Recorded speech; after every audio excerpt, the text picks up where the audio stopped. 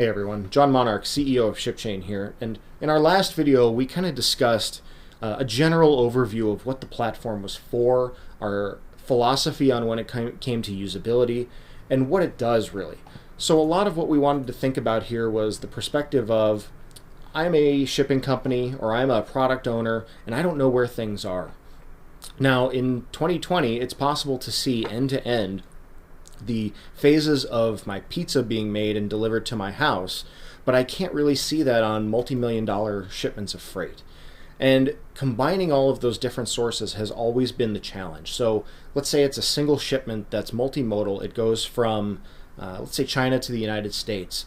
In between, there could be 10 to 15 carriers involved, different small trucking companies, drayage companies, the ocean liner itself, all handling that in between, multiple 3PLs. So there's a lot of hands on the shipment itself the entire time. So what we tried to do was bring that all together into a single control tower view where you can see everything that's going on. So with that being said, let me pull up the window here. And you can see I've actually already gone to the Shipments Overview, and I've brought up this one shipment that's a batch of pecans. So we can see every single time that the shipment in transit has checkpointed in. Now this, for instance, since it's a truck shipment, and again, a reminder that this is demonstration data, but for instance, this could be coming from the ShipChain app, it could be coming from an ELD integration, or it could be coming from other sources of information, such as single-use trackers that go onto the shipment themselves, specifically for the purpose of monitoring everything from conditions to location, to even light. If a shipment has been opened, you can see that by light getting into it, etc. Well, we do that every few minutes, and this is adjustable based on the shipment itself.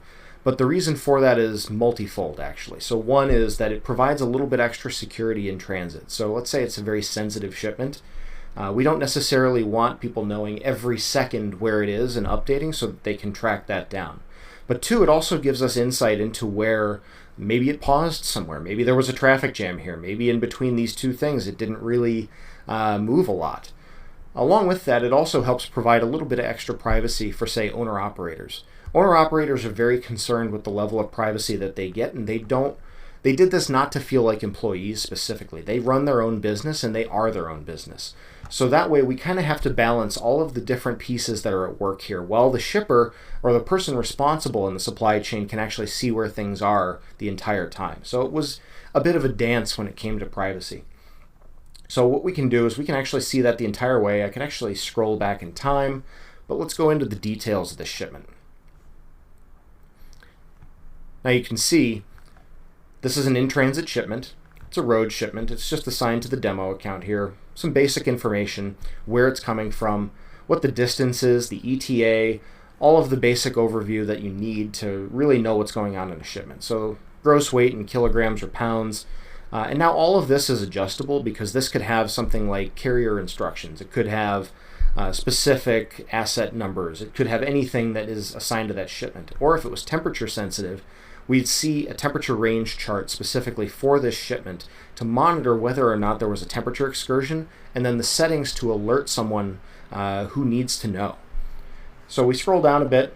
We can see that we've got everything from the document manager here, a linked device, transaction history, and historical changes. Let's look at another shipment that has a bit more information to it.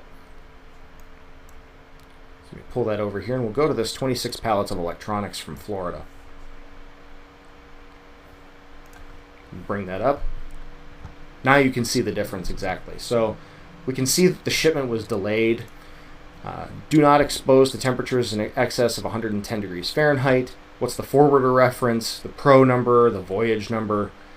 And then when we scroll down, we can actually see a lot of this information that comes from the document. So for instance, let's see this NAFTA certificate of origin, for instance. This again is just demonstration data. So we can certify that. We can certify the bill of lading. And we can even support photos and videos of the shipment itself. We can see that it's linked to a specific Android device. So this is using the ShipChain app. Then when we scroll down here, you'll notice historical changes. Now this is assigned per user, so we can see every step of the way.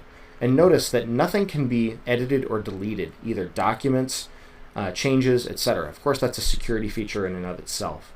but we can see all of the individual modifications to a shipment, what was uploaded, what was changed, and what happened along the way. Now, of course, where does the blockchain piece come in? So in this transaction history, you can see there's a specific transaction hash, what the block ID was, who it was from, and where it went to. And what we can do is we can go into that. Now you're going to see this on Etherscan. So this is a testnet transaction.